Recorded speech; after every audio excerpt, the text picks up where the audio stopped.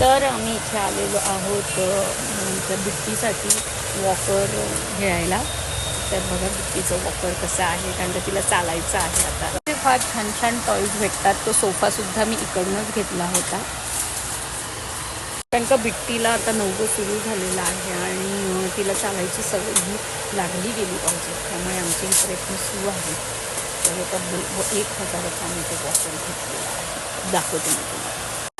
बिट्टीला बघा त्याच्यामध्ये बसवलेला प्रयत्न चालू आहेत आता.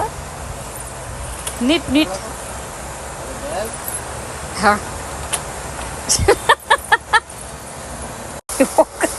वॉकर घेतलेला आहे चालवायला.